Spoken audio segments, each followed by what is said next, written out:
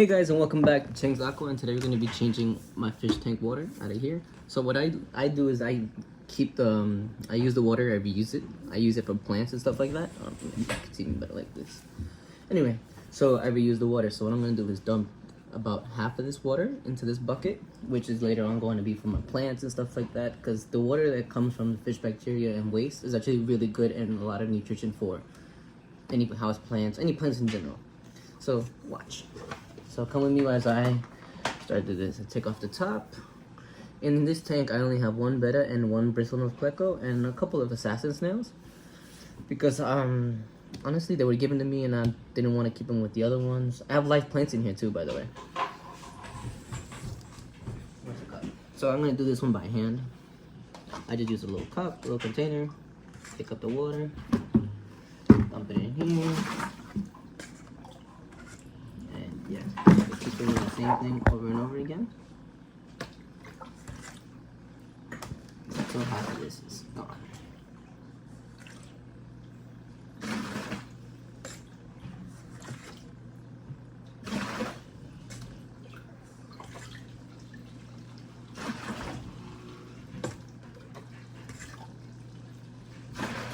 Forgot to turn this off. Let's turn this off right now, actually.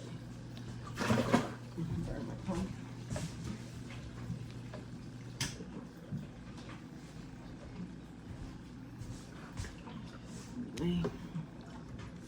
No.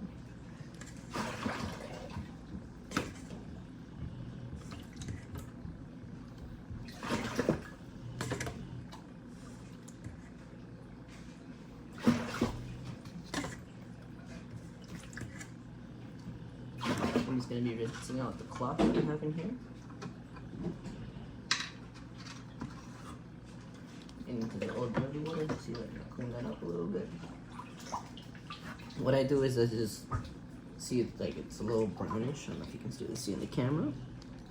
So what I do is just rinse it, squeeze it, take out all the dirty stuff so it looks clean, like so. This side's a little dirty, but. And then we just place this back in front here, and this white cloth as well. It's not really that dirty, but I want to do it before the temperature gets a little too cold. Dump it in there, and then we keep taking out this water. Now, there's a reason for my madness, like people say. There is beneficial bacteria in the carton and stuff like that, and I do not want to waste it by using or killing the beneficial bacteria that's growing on top of the filter media. So what I do is I clean it in the old fish tank water that is going to be used for my plants. Because if you use it with regular tap water and stuff like that, a lot of chlorine will kill most of the beneficial bacteria, and you don't want that because that's actually good for your tank to keep it cycled. So I think this is about a pretty good amount. It's not even half a bucket, but it's pretty much half here. Keep in mind I do have substrate in there. But yeah, so this is gonna be put away to use for the plants, and I'm gonna be filling it up with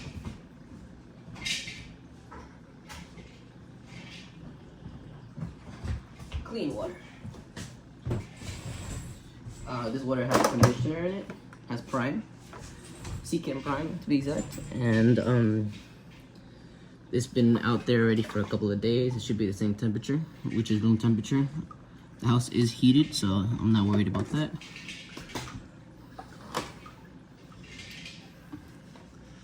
Now, a lot of people say Betta should be at a higher temperature than that. I keep my house, it's around 75 degrees in here. So that's not a worry. Once the winter does start, I will be placing one of those little Betta heaters. I know they're not the most complex or the most best looking or anything like that, but it does the job, and they're cheap. And they don't stand out because they're really small. Now I could technically just dump the bucket of water into there, but it will make a mess. It'll move up the substrate and stuff like that, and I don't want to do all that. Ow, I'm doing it the opposite. Yikes.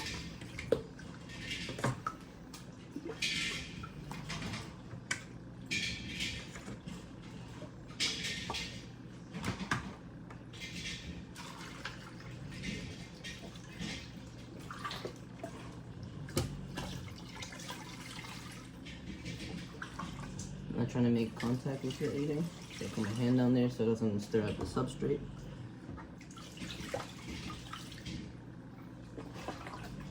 I had a plant in there. I have 3 live plants in here, but it looks like one of them has slipped out of the substrate that I put in there. So I'm gonna have to refix that. That's pretty much good because I do want some kind of flow. I don't want the filter to be into the water when it's coming out because then it won't create enough flow on the top, which will create that weird slime coat, that weird thing that grows on top. Anyway, so we'd have to fix that. Where's my tweezers? Let's see if I can get this in a better angle. I have this little cup here, which had a plant before. I don't know where it is now though. Hoping I can find it.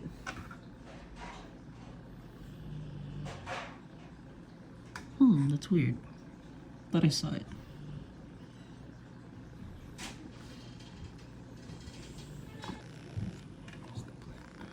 Here.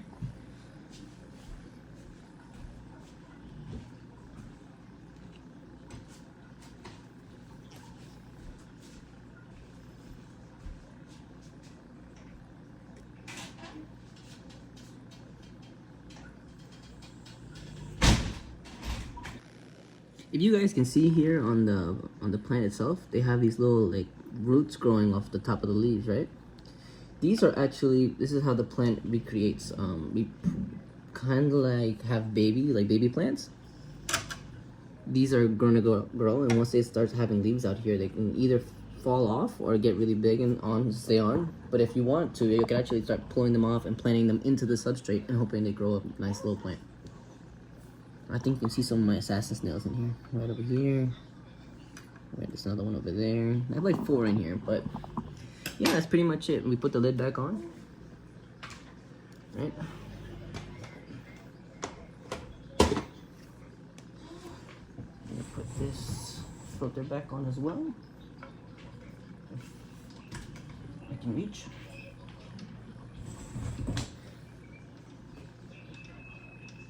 And there we go. The water's starting to run again. You can see the water moving a little bit over here. Actually over here. Straight down. And yeah, if you guys liked the video, please leave a like and comment. And if you want to see anything else like this, please subscribe. And if you have anything particular, please leave a comment on what you'd like to see. And I probably will do it for you. I really don't have a mind as long as it's not too expensive because I'm just starting this channel. But yeah, thanks for watching, guys. And see you next time. So before I let you guys go today, I want to let you guys know that I'm taking pre-orders from my super red plecos that I have personally bred here in the US. I've personally handpicked each breeder, each parent, mother or father, male or female, but I have my little colony going on. They come from all different places. One parent does not correlate or relate to any of the other parents in there because I wanted different genetics. I only picked 1 from other breeders. They're not from the pet store, none of them from Petco or PetSmart, something like that. They're all local breeders, or I've actually got them shipped inside here, but these I've actually been bred here in our waters.